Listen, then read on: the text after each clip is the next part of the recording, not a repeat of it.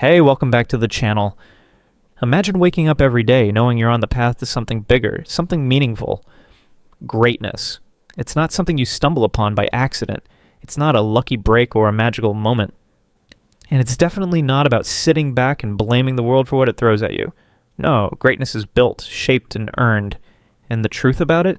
It's been known for thousands of years. The ancient Stoics cracked the code long before us. Their ideas were so powerful that they shaped emperors and guided those in chains. And while the world has changed since their time, the fundamental truths of what makes someone truly great have not. It's not about controlling everything that happens to you, because you can't. The real power lies in controlling how you respond and mastering the way you think and act. That's the key. But I know what some of you are thinking. That sounds good, but it won't work for me. My situation's different. Things never go my way. And I'm here to tell you that's exactly the kind of thinking that keeps people stuck. Because the truth is, it will work if you commit to it. There's a way to get there, a method to cultivate the mindset of greatness, and it all starts with one thing: focus. Seneca, one of the greatest Stoic philosophers, put it simply: to be everywhere is to be nowhere. That's as true today as it was in ancient Rome. We live in a world that pulls us in 1,000 directions: emails, social media, endless notifications. The result? We skim the surface of everything and master nothing. We trick ourselves into thinking we're being productive, but in reality we're spinning our wheels. Deep engagement, true effectiveness, comes when we give our full attention to one thing at a time. Modern research backs this up.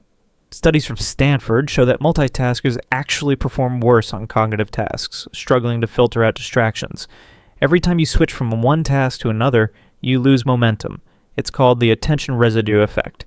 Up to 40% of your productivity can be lost just from jumping between different tasks. That's almost half of your potential gone. So how do you reclaim your focus in a world designed to shatter it? It starts with intention. Marcus Aurelius, the great Roman emperor, didn't begin his day by reacting to distractions. He started by setting his mind on what truly mattered. You can do the same. Before the chaos of the day takes over, decide what deserves your deepest attention. Next, remove the distractions that pull you away from real work. Silence the noise, turn off notifications, close those unnecessary tabs, and create an environment that supports a deep work. And when you switch from one task to another, don't rush.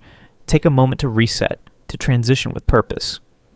The Stoics called this preparing the mind, clearing the mental clutter so you can give your full effort to what's in front of you. Because in the end, greatness isn't about doing more, it's about doing what matters with full presence and discipline.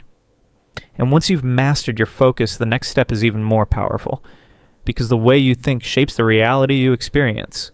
Change your thoughts, and you change everything. The way we see the world shapes our experience far more than the events themselves. Marcus Aurelius understood this well when he wrote that the happiness of our lives depends on the quality of our thoughts. This realization is at the heart of cognitive behavioral Stoicism, the intentional practice of managing our thoughts to improve our lives. It's simple in theory, but powerful in execution. Whenever a negative thought arises, apply the Stoic test. Is this within my control? If not, let it go. If it is, channel your efforts into meaningful action instead of dwelling on it. This concept aligns with a modern psychological approach known as cognitive behavioral therapy, or CBT. CBT operates on the principle that our thoughts, emotions, and actions are deeply interconnected. When negative patterns emerge in one area, they reinforce distress in the others, trapping us in cycles of suffering. The key to breaking free lies in recognizing these patterns and reshaping them. Take a common scenario. Something goes wrong, and the mind leaps to self-defeating conclusions. Thoughts like, "This always happens to me," or "I can't handle this," feel automatic. But they are judgments we impose on neutral events. The Stoics saw these as false impressions, unnecessary layers of suffering that we have the power to remove. Epictetus taught that it's not events themselves, but our interpretation of them that shapes our experience. Imagine how your day changes when setbacks become opportunities instead of obstacles. A shift in mindset triggers a chain reaction. Emotions stabilize, actions become more effective, and outcomes improve. Modern psychology has rediscovered what the Stoics knew long ago. We are not at the mercy of our thoughts. We can challenge our assumptions, reframe our interpretations, and choose a more rational response. When we do, we free ourselves from unnecessary distress and unlock greater potential. And when we are at our best, we often experience something profound, a state of effortless focus and immersion known as flow. The Stoics recognize that true productivity comes from deep, undistracted engagement in meaningful work. And this idea finds scientific backing in Mihaly Csikszentmihalyi's research on flow, that optimal state where challenge and skill are perfectly balanced and time seems to vanish. If a task is too difficult, we feel anxious, too easy, and boredom sets in. But when we engage in something just beyond our comfort zone, we enter a state the Stoics would see as ideal functioning. Seneca's advice to be fully present mirrors this principle centuries before modern psychology confirmed it. Studies show that flow states correlate with peak performance, whether in athletics, artistry, or intellectual pursuits. The discipline of focusing only on what's within our control is a key ingredient for flow. Clear goals, immediate feedback, and the elimination of distractions all create the right conditions. Epictetus advised treating every task as if it were our last, bringing full attention to the present moment. Those who experience flow describe complete absorption in the task itself, rather than being fixated on the outcome. To cultivate more flow in daily life, start by identifying activities that naturally absorb you. Remove distractions, set clear goals, and ensure the challenge stretches but does not overwhelm your abilities.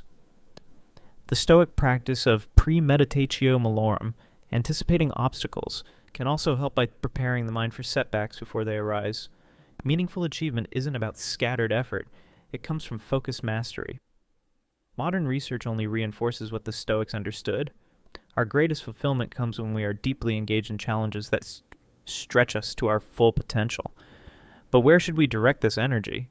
What purpose should guide this pursuit? Living a life of true greatness isn't about external success or fleeting fortune. It's about aligning your actions with your deepest values, no matter the circumstances. The Stoics believed that character is the foundation upon which a meaningful life is built. How well you walk through the fire, how you endure hardships with integrity, and how you choose principle over impulse. These define the measure of your greatness. At the core of Stoic philosophy are four guiding virtues: wisdom, courage, justice, and temperance. Wisdom isn't just intelligence. It's the ability to judge situations clearly, to know what is within your control and what isn't, and to focus only on what you can influence. Every challenge, every failure is a lesson, an opportunity to refine your understanding and strengthen your resolve. Courage isn't the absence of fear, but the willingness to act despite it.